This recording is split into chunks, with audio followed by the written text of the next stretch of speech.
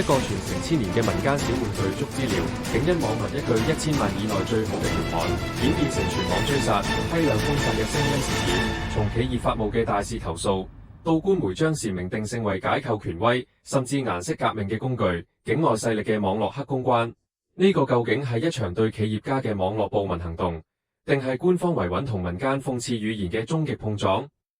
本集視頻帶你拆解捉資料風波背後嘅權力焦慮同輿論戰場。鴻蒙智行通報威逼利誘。8月4號晚，鴻蒙智行發言人在通報網絡資訊嘅情況說明入面顯示，截至8月4號晚，一共監測到相關捉資料網絡資訊累計5.6萬幾條，其中171條遭到投訴，但平台只係下架咗144條。通報假稱唔存在僅為正常把玩、製作、展示或者銷售捉資料嘅內容下架嘅問題。不過，發言人在通報之前已經好嚴肅咁說明，惡意剪輯、仿冒相關高管聲音，利用 AI 醜化肖像、虛假歸因、侮辱誹謗等侵害個人合法權益嘅內容，通通都在打擊範圍之內。鴻蒙智行睇落頂唔住輿情徹底失控，全網而家都在玩捉資料嘅行情，有少少威逼利誘嘅意思。網民強烈建議余承東拍個視頻，甩住捉資料玩幾圈，話確實好玩，係1000萬以內最好嘅玩具，呢件事就收場啦。民間牌約官方投訴，事情係咁樣嘅。我們說，無論是在500萬以內還是1000萬以內，我也可以說到目前為止，我們地球上真正的已經上市的車裏面，性能最強悍的 SUV， 沒有之一。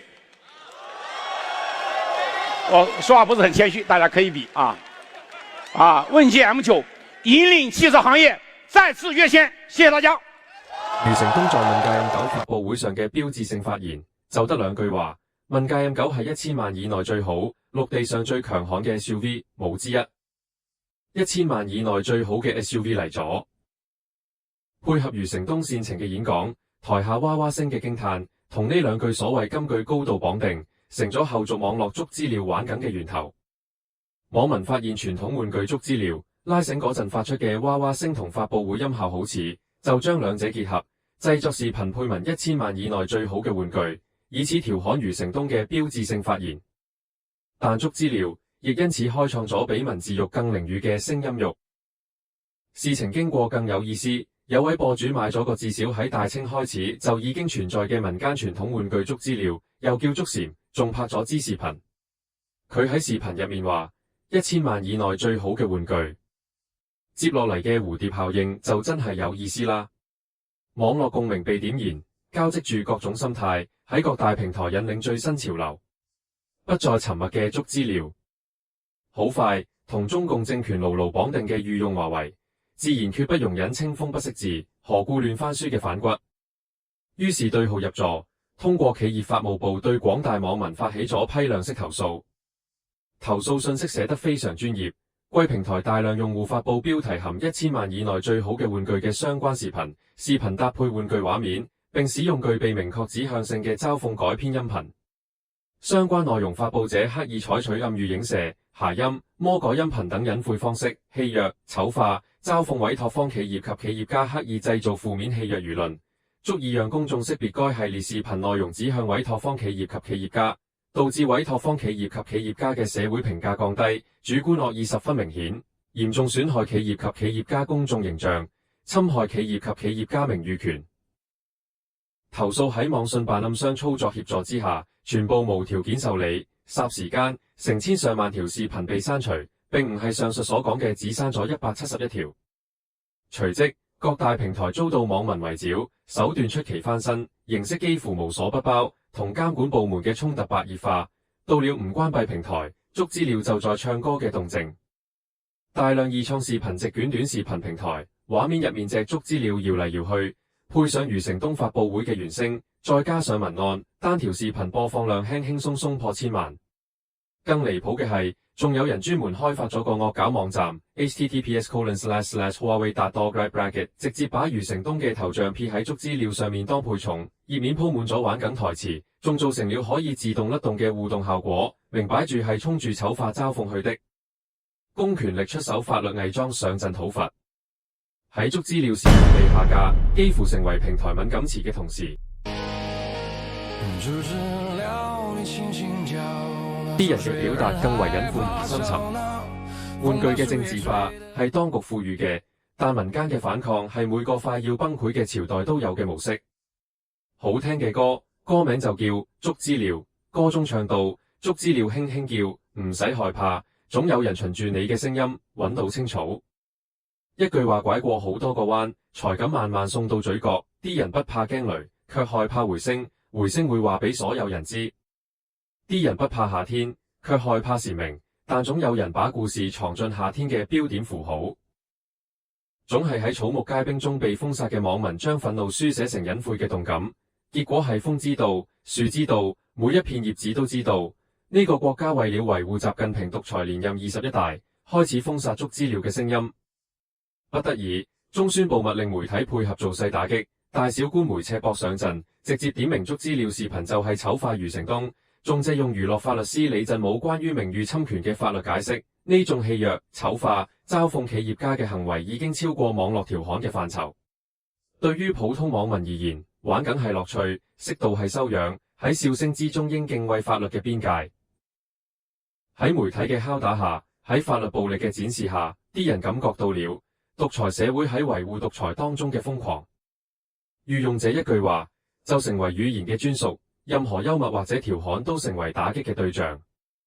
網民話，一種有上千年歷史嘅兒童玩具，最近關於他嘅視頻卻遭遇咗某家大廠法務部門嘅全網追殺，動輒被下架，就連他喺某電商平台嘅商品連結也變得無法評論了。但啲人始終記得，余承東2016年就曾揚言，華為3年幹掉蘋果，5年幹掉三星。10年過去了，余承東語錄仲喺度，冇法律可以追究余承東嘅謊言。1000萬以內最好嘅 SUV 只不過修改或者套用了1000萬以內最好嘅玩具，就被認為侵權、侮辱、傷害、名譽受損。威脅之下，中共反網暴法實踐登場，好多人因為害怕尋釁之事，自己刪除了視頻或者放棄了發表。實際上，呢度係一次對中共反網暴法嘅檢測，仲喺徵求意見稿嘅反網暴法喺呢個事件入面看似無能為力。呢場1000萬嘅梗，其實就係網暴華為技術有限公司常務董事、終端別致董事長余承東。網暴華為遙遙領先事故不斷，網暴中共封殺輿論，封殺言論自由，對余承東多年以來大量富有爭議嘅言論同行為進行一次算總賬。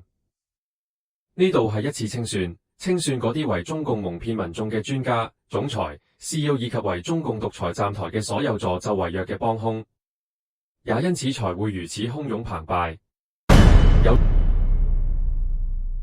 有組織嘅輿情操控境外勢力遭網暴，